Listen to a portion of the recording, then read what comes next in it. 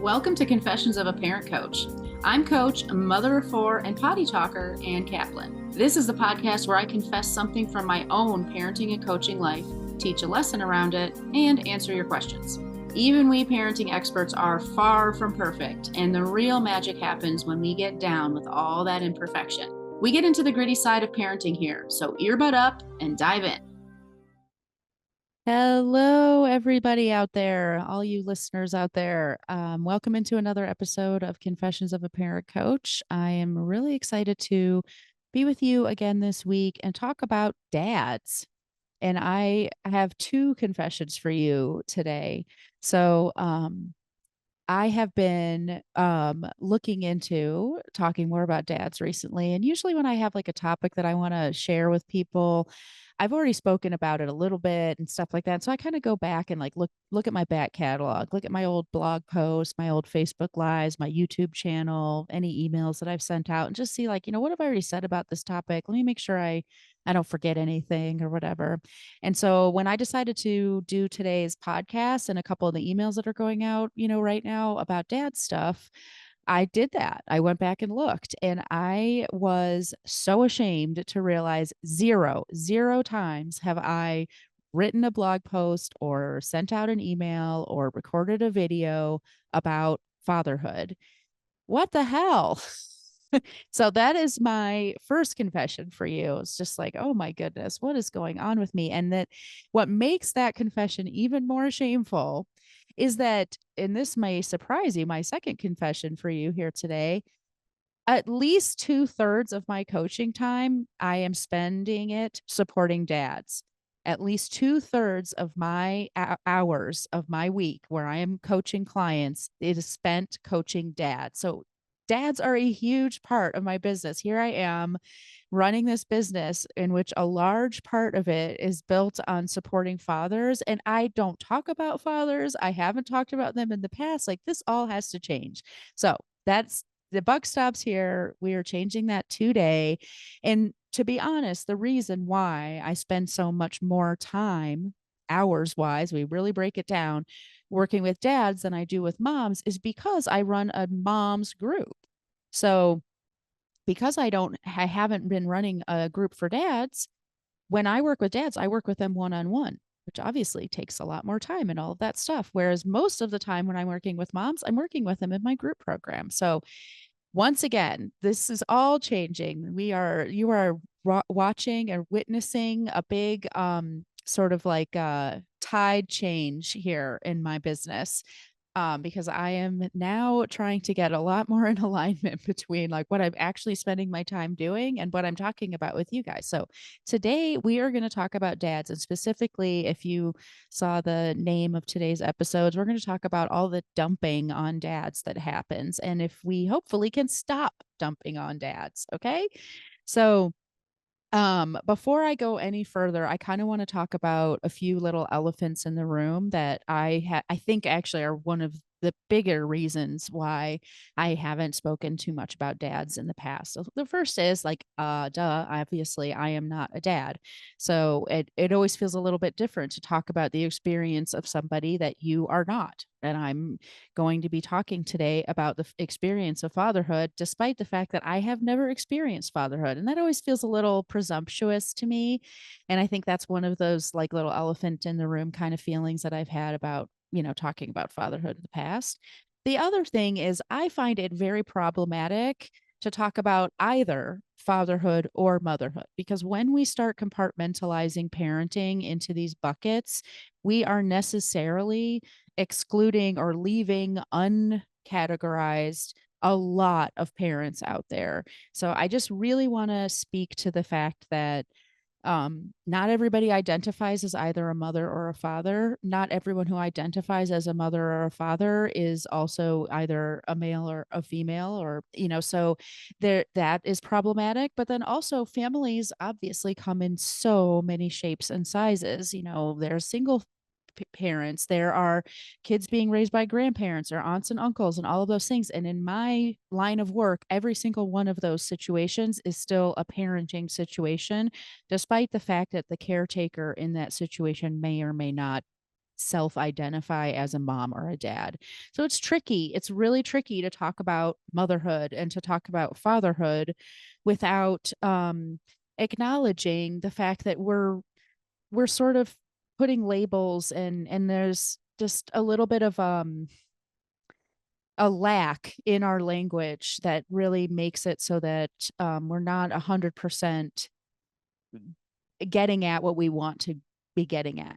And nevertheless, fatherhood is a real thing. It is a real experience for many, many, many people. And I've chosen not to let those elephants in the room stop me from addressing and sharing with you what I have learned about fatherhood from my work with dads and how I support dads so that more dads can do this work. So, with that all being said, let's talk about fatherhood. Let's talk about dads, and let's, like I said, talk about how much dumping is getting done on dads. So, um, you know, when I decided that I was going to start, addressing this stuff a little bit, I put a post out on Facebook just to kind of get the temperature and see, I really wanted to actually kind of get dad's input. And I put a post on Facebook that said this: what is different about fatherhood versus motherhood? What makes dadding different? And I don't think I probably should have been as surprised as I was to see all the responses that I got. But and it may not surprise you to know at all, but I was surprised to see how many comments were just really kind of shitting on dads and fatherhood in general. And I'm going to read you a couple of these posts, and then I'm going to tell you something even more surprising.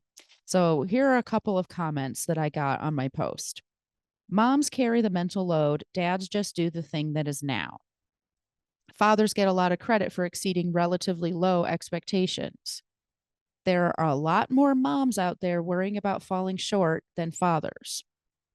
Momming is a never ending and mostly thankless job, but dadding gets you props. So, once again, I don't think I really should have been surprised that these were the comments that I got, but I was. I think I was just really, when I posted it, I was in this like mental, energetic state where I was like, dads are so great. Tell us your story, dads. And that was not the energetic state of the people who were reading my post. But what surprised me even more was that fully half of the comments that I got and half of the comments that I just read you were posted by dads. So it's not just moms saying, dads get credit for doing nothing. Dads don't care as much as moms do about doing a good job. Dads just do whatever they want and moms have to think about all of these tasks. Dads are saying this stuff too. And here's why I think it's means something. And here's why I think it matters for us to stop, dumping on dads is why I called this episode what I did. Because when we shit on somebody, doesn't have to be dads. When we shit on somebody, we're creating a barrier to change. Like when somebody is told, and especially if they believe it themselves, that they kind of suck or really don't deserve a whole lot of credit, you know, they're not very likely to be real or get help or level up when things are hard. And let's face it, parenting is hard, whether you're a mom or a dad or a neither.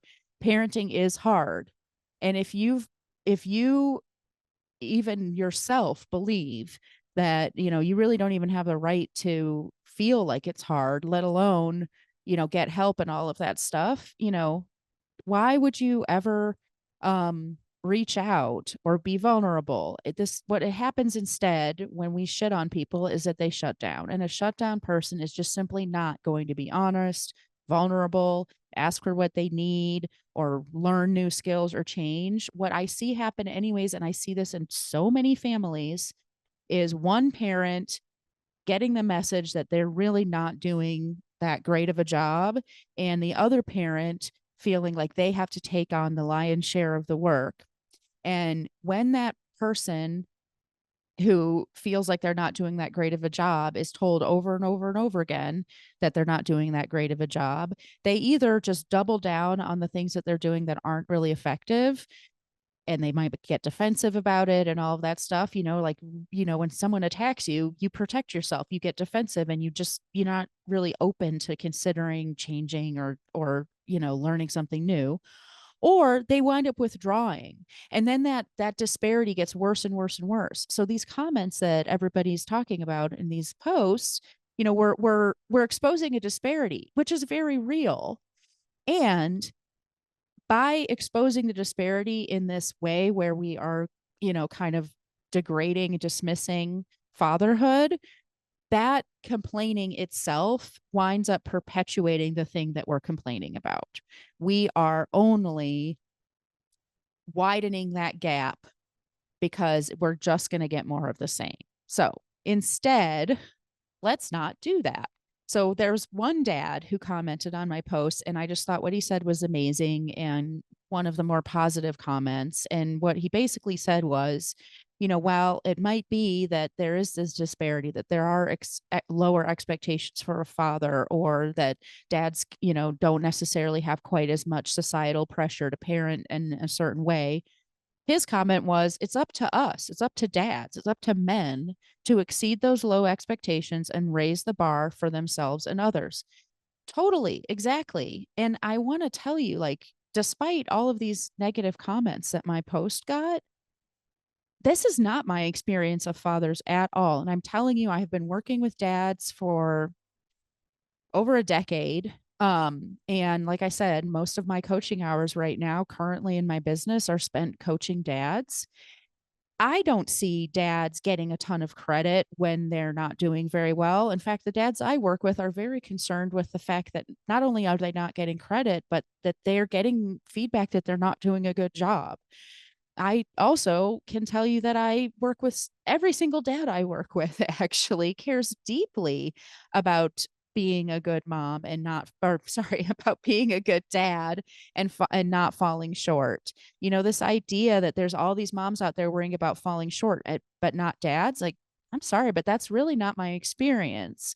Um, so, I really want to kind of be the counterpoint to some of these ideas, not just because I want to like change the narrative or whatever, but because like I said, not acknowledging the truth, the, the desire, the challenge, and the experience of fatherhood, all that does is block dads from getting the help that they might be really wanting.